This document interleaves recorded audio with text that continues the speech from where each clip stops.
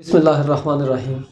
अज़ीज़ तलबा, आज हम चैप्टर नंबर 17 का एक दूसरा टॉपिक डिस्कस करते हैं, इलेक्ट्रिकल प्रॉपर्टी ऑफ सॉलिड। इसको डिस्कस करते हैं आज। इलेक्ट्रिकल प्रॉपर्टी के अंदर डियर स्टूडेंट्स हम क्या डिस्कस करते हैं? सबसे पहले हम इसकी इलेक्ट्रिकल प्रॉपर्टीज़, सॉलिड कैसे बिहेव करता है, अप्लाइड इलेक्ट्रिक करंट को, इलेक्ट्रिक फील्ड को, इसको डिस्कस करेंगे। इलेक्ट्रिकल प्रॉपर्टी की बुनियाद पर हम सॉलिड्स की मुख्तलिफ टाइप्स पढ़ते हैं। इसमें हम डिस्कस करेंगे कंडक्टर्स को, कंडक्टर्स, इंसुलेटर और सेमी कंडक्टर को डिस्कस करेंगे। फिर इसी के अंदर ये फ्री इलेक्ट्रॉन थ्योरी को डिस्कस करेंगे। Free electron theory conductor, insulator और सेमी कंडक्टर्स के अंदर ये डिफ्रेंशिएट क्यों नहीं कर सकी थी, इसको डिस्कस करेंगे। उसके बाद हम एनर्जी बैंड थ्योरी को डिस्कस करते हैं। एनर्जी बैंड थ्योरी की बुनियाद पर वैलेंस बैंड को डिस्कस करेंगे, कंडक्शन बैंड को डिस्कस करेंगे। दोनों बैंड्स के दरमियान जो एनर्जी गैप होता है उसको डिस्कस करते हैं। तो आइए dear students, now we will start the discussion of electrical property of solids. Electrical property of solids, एक इलेक्ट्रिक फील्ड के अंदर सॉलिड को रखते हैं तो सॉलिड अप्लाइड इलेक्ट्रिक फील्ड को क्या रिस्पांस देता है। मतलब ये है कि जब हम किसी भी कंडक्टर को पोटेंशियल डिफरेंस प्रोवाइड करें, जैसे कि यहाँ पर ये देखें, ये सॉलिड है, इसको मैंने ये पोटेंशियल डिफरेंस बैटरी लगा दी है, तो इसमें से इलेक्ट्रिक करंट फ्लो करती है। इलेक्ट्रिक करंट के फ्लो करने की प्रॉपर्टीज़ या एबिलिटी सॉलिड के अंदर कितनी है, इसको डिस्कस करते हैं। तो ये हमारे पास सारी की सारी क्या होती हैं, इलेक्ट्रिकल प्रॉपर्टी होती हैं। अब इलेक्ट्रिकल प्रॉपर्टी की बुनियाद पर हम सॉलिड की क्लासीफाइड करते हैं और क्लासिफिकेशन के दौरान इसके 3 टाइप्स आते हैं। Number 1 conductor. कंडक्टर ऐसे सॉलिड को कहते हैं, ऐसे मटेरियल को कहते हैं जिसकी इलेक्ट्रिकल कंडक्टिविटी बहुत ज़्यादा होती है। मतलब उसको अगर पोटेंशियल डिफरेंस अप्लाइड करें तो उसमें से इलेक्ट्रिक करंट जो है वो ईजिली फ्लो करे, तो ऐसे मटेरियल को आप नाम दे देते हैं कंडक्टर्स। और कंडक्टर्स की जो इलेक्ट्रिकल कनेक्टिविटी है ये 10⁻⁷ पर ओहम पर मीटर होती है। और इसके एग्जांपल्स में मेटल्स जैसे कि कॉपर है, आयरन, गोल्ड, सिल्वर वगैरह को आप लोग नाम दे देते हैं ये कंडक्टर्स का। इसी तरह आगे आता है हमारे पास इंसुलेटर। आप इंसुलेटर किसको कह सकते हैं, कौन से मटेरियल इंसुलेटर कहलाते हैं? ऐसे मटेरियल को आप इंसुलेटर का नाम दे देते हैं जिसकी इलेक्ट्रिकल कंडक्टिविटी बहुत लो होती है और उसकी रेंज 10⁻⁻10 पर ओहम पर मीटर से लेकर 10⁻⁻20 पर ओहम पर मीटर तक होती है। और इसकी जो एग्जांपल दी गई हैं, एग्जांपल में इसकी वुड है, इसके बाद डायमंड है, फिर रबर है, प्लास्टिक वगैरह, ये तमाम के तमाम जितने भी मटेरियल हैं ये सारे के सारे इंसुलेटर होते हैं। अब इसकी जो तीसरी टाइप है, तीसरी टाइप आती है इसकी सेमीकंडक्टर मटेरियल। सेमीकंडक्टर मटेरियल जो कि मोस्ट इंपॉर्टेंट हमारे पास मटेरियल है और इसी को ही डिस्कस करेंगे आगे पूरे चैप्टर के अंदर। सेमीकंडक्टर मटेरियल्स ही हम यूज़ करते हैं इलेक्ट्रिकल इलेक्ट्रॉनिक्स के जो कंपोनेंट हैं, जैसे कि ट्रांजिस्टर है, इंसुलेटर सेमीकंडक्टर मटेरियल से बनता है, जो रेजिस्टर हैं सेमीकंडक्टर मटेरियल से बनते हैं, जो कैपेसिटर्स होते हैं वो भी सेमीकंडक्टर मटेरियल से बनते हैं। बहुत सी कंपोनेंट हम सेमीकंडक्टर मटेरियल को यूज़ करके बनाते हैं, इसको ही हम डिस्कस करते हैं। अब कौन सा कंडक्टर जो है, कौन सा मटेरियल सेमीकंडक्टर मटेरियल कहलाएगा? ऐसे मटेरियल को आप सेमीकंडक्टर मटेरियल कह देते हैं जिसकी इलेक्ट्रिकल कंडक्टिविटी ना ही बहुत ज़्यादा होती है कंडक्टर की तरह और ना ही इंसुलेटर की तरह बहुत कम होती है, बल्कि इन दोनों के दरमियान इसकी इलेक्ट्रिकल कनेक्टिविटी होती है और इसकी रेंज आती है 10⁻⁻6 से लेकर 10⁻⁻4 पर ओहम पर मीटर तक हो सकती है। और उसकी जो हम एग्जांपल देते हैं आमतौर पर ये सिलिकॉन है, जर्मेनियम है। ये 2 मेजर हमारे पास एलिमेंट्स ऐसे हैं जिनको हम यूज़ करते हैं बतौर सेमीकंडक्टर मटेरियल्स, और इन ही से आप दूसरे कंपोनेंट जो वो बनाते हैं। इसके बाद हमारे पास जो कंडक्टर, इंसुलेटर और सेमीकंडक्टर मटेरियल्स की इलेक्ट्रिकल कंडक्टिविटी के अंदर इतना ज़्यादा डिफरेंस आ रहा है, इस डिफरेंस को एक्सप्लेन करने के लिए फ्री इलेक्ट्रॉन थ्योरी को इस्तेमाल किया गया। लेकिन फ्री इलेक्ट्रॉन थ्योरी इतना वेस्ट डाइवर्सिटी जो आ रही थी कंडक्टर, इंसुलेटर और सेमीकंडक्टर के अंदर, इसको एक्सप्लेन करने में नाकाम हो गई। जो फ्री इलेक्ट्रॉन थ्योरी है इसकी बुनियाद बोहर एटॉमिक मॉडल के ऊपर थी। तो लिहाजा बोहर एटॉमिक मॉडल की बुनियाद पर free electron theory conductor, insulator और सेमीकंडक्टर के अंदर जो इतना ज़्यादा डिफरेंस है उसको एक्सप्लेन नहीं कर सकी थी। इसको एक्सप्लेन करने के लिए एक नई थ्योरी जिसकी बुनियाद क्वांटम थ्योरी पर थी उसको यूज़ किया गया और उसने इतना ज़्यादा जो डिफरेंस आया था इसको एक्सप्लेन किया और इस थ्योरी का नाम था एनर्जी बैंड थ्योरी। तो आइए स्टूडेंट्स अब हम एनर्जी बैंड थ्योरी को डिस्कस करते हैं। एनर्जी बैंड थ्योरी के अंदर एक आइसोलेटेड एटम, एक अकेला एटम, उसके जो इलेक्ट्रॉन होते हैं वो अपने न्यूक्लियस के साथ, ये न्यूक्लियस है, इसके साथ ये तमाम के तमाम जो इलेक्ट्रॉन है वो बॉन्डेड होते हैं। जो न्यूक्लियस के करीब इलेक्ट्रॉन होते हैं वो टाइटली बॉन्डेड होते हैं और जो आउटर मोस्ट शेल के अंदर होते हैं जिसको नाम देते हैं आप वैलेंस शेल। वैलेंस शेल के अंदर इलेक्ट्रॉन लूजली बॉन्डेड होते हैं, जबकि इनर शेल के जितने भी ऑर्बिट्स के अंदर इलेक्ट्रॉन मौजूद होते हैं वो सारे के सारे टाइटली बॉन्डेड होते हैं। और ये इलेक्ट्रॉन अपने अपने ऑर्बिट्स के अंदर रिवॉल्व करते रहते हैं। ये ऑर्बिट कहलाते हैं हमारे पास एनर्जी लेवल्स। इन ऑर्बिट्स को नाम दे देते हैं एनर्जी लेवल।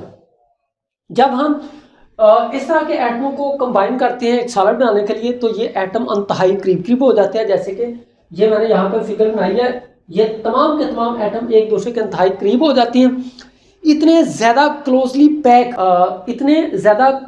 पैक्ड एटम्स एक दूसरे के ऊपर बहुत सी फोर्सेस लगाती हैं। इन इंटर एटॉमिक फोर्सेस की बुनियाद की वजह पर ये जो हमारे पास एनर्जी लेवल होते हैं ये स्प्लिट अप हो जाते हैं। स्प्लिट अप होने के बाद ये एनर्जी लेवल कहलाते हैं सब एनर्जी लेवल्स या फिर डिस्क्रीट सब एनर्जी स्टेट्स, इसको नाम दे देते हैं। ये डिस्क्रीट सब एनर्जी स्टेट्स इतने करीब होती हैं, ये अलग अलग ज़रूर होती हैं। जैसे ये देखें, ये फिंगर्स अलग अलग हैं, इनको क्लोज कर दें ऐसे तो फिर भी ये फिंगर्स तो अलग अलग ही हैं, लेकिन बहुत ज़्यादा करीब हो गई हैं। इनके दरमियान डिफरेंस जो है डिस्टेंस का जो वो ऑलमोस्ट ख़त्म हो गया। तो ये जो सब एनर्जी स्टेट्स हैं ये अंतहाई करीब करीब होते हैं लेकिन अलग अलग होते हैं और ये मिलके बना देते हैं हमारे पास एक एनर्जी बैंड। इसके अलावा इन बैंड्स के अलावा, एनर्जी बैंड्स के अलावा और भी बहुत से बैंड्स होते हैं जिनमें कोई इलेक्ट्रॉन मौजूद नहीं होता। इनको नाम दे देते हैं फॉरबिडन एनर्जी गैप या फिर एनर्जी स्टेट्स भी नाम दे देते हैं। एनर्जी गैप भी नाम दे देते हैं या फिर एनर्जी फॉरबिडन एनर्जी स्टेट्स भी नाम दे देते हैं। तो इसके बाद आगे हम इनको बैंड्स को डिस्कस करते हैं, वैलेंस बैंड, कनेक्शन बैंड। और students, no we distinguish between valence band, connection band and complete field band on the basis of energy band theory. Energy band theory की बुनियाद पर हम वैलेंस बैंड, कनेक्शन बैंड और field band में differentiate करते हैं।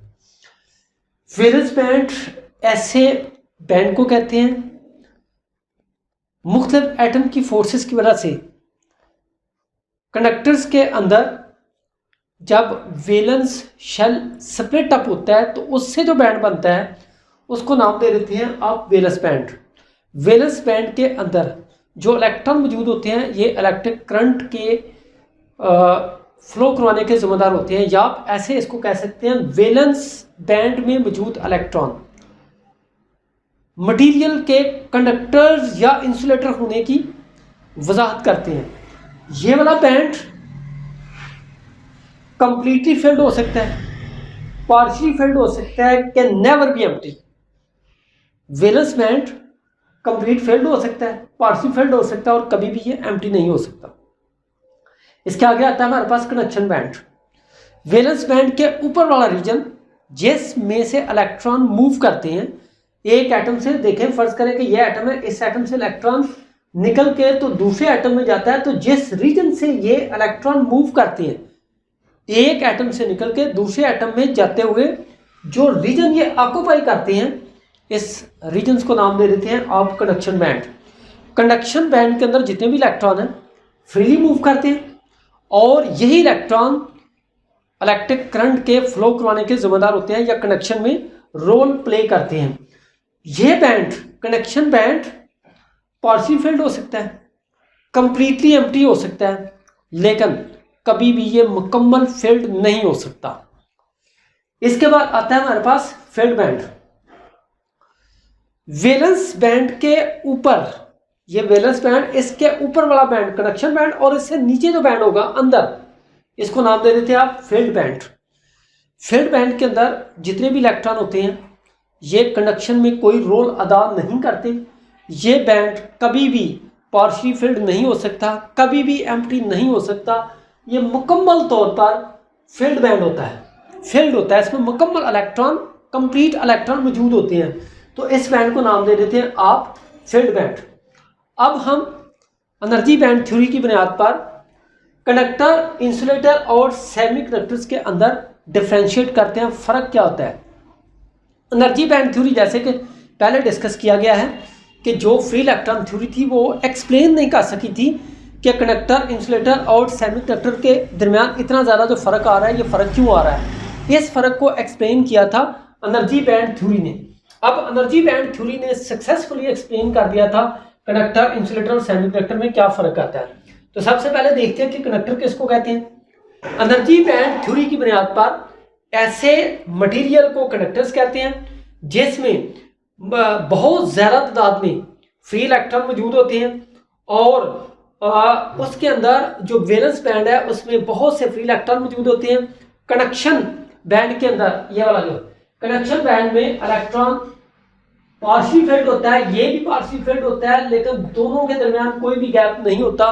दोनों में डिफ्रेंशिएट, मतलब अलग अलग नहीं, बल्कि दोनों बैंड जब इस तरह एक दूसरे के ऊपर ओवरलैपिंग करते हैं। तो ऐसा मटेरियल जिसके अंदर valence band, conduction band largely overlap करते हैं। वैलेंस बैंड पार्शियली फील्ड होता है, जबकि कंडक्शन बैंड कंडक्टर के लिए पार्शियल फील्ड होता है, और इनके दरमियान कोई एनर्जी गैप नहीं होता। तो ऐसे मटेरियल को नाम दे देते हैं हम कंडक्टर्स। अब इसी के आगे आता है हमारे पास इंसुलेटर। इंसुलेटर ऐसे मटेरियल को कहते हैं जिसका ये वाला जो वैलेंस बैंड है ये कंप्लीट फील्ड होता है, कंडक्शन बैंड कंप्लीट एम्प्टी होता है, और दोनों बैंड्स के दरमियान ये जो एनर्जी गैप है, एनर्जी गैप जो है वो बहुत ज़्यादा होता है। तो ऐसे मटेरियल को नाम दे देते हैं आप इंसुलेटर। इसी तरह हमारे पास सेमीकंडक्टर मटेरियल है। ऐसे मटेरियल को आप सेमीकंडक्टर मटेरियल कहते हैं जिसका वैलेंस बैंड जो वो पार्शियल फील्ड होता है, जिसका कनेक्शन बैंड भी पार्शियल फील्ड होता है, और दोनों के दरमियान बहुत कम एनर्जी गैप होता है। वैलेंस इलेक्ट्रॉनों को अगर हल्की सी भी एनर्जी दी जाए तो ये वाले इलेक्ट्रॉन जंप करके यहाँ पर आना शुरू हो जाते हैं, और यही बन जाता है हमारे पास कंडक्टर। इसके बाद हमारे पास अफेक्ट ऑफ टेम्परेचर है on the electrical conductivity of semiconductor material. 0 kelvin पर कंप्लीटली इंसुलेटर होता है, लेकिन जब हम उसको एनर्जी प्रोवाइड करते हैं, उसको हीट की शक्ल में एनर्जी प्रोवाइड करते हैं, तो वैलेंस इलेक्ट्रॉन या कंडक्शन वैलेंस बैंड के अंदर जो इलेक्ट्रॉन है वो थर्मल एनर्जी गेन करते हैं, जिसकी वजह से उनकी थर्मल एजिटेशन बढ़ जाती है, वाइब्रेशन बढ़ जाती है, और नतीजा ये होता है कि ये जो छोटा सा गैप मौजूद होता है, थोड़ा सा एनर्जी गैप मौजूद होता है, जब उनके पास थर्मल काइनेटिक एनर्जी बढ़ जाती है तो वो इस एनर्जी गैप को क्रॉस करके कनेक्शन के अंदर आना शुरू हो जाते हैं। जब इलेक्ट्रॉन वैलेंस से कनेक्शन बैंड में आना शुरू हो जाए तो यही मटेरियल जो पहले 0 केल्विन पर इंसुलेटर होता है वही बन जाता है हमारे पास कंडक्टर्स। 0 केल्विन पर सेमी कंडक्टर मटेरियल इंसुलेटर होता है, और रूम टेम्परेचर के ऊपर यही सेमी कंडक्टर मटेरियल जो है वो कंडक्टर बन जाता है। तो dear students, today's topic is completed. अल्लाह हाफ़िज़।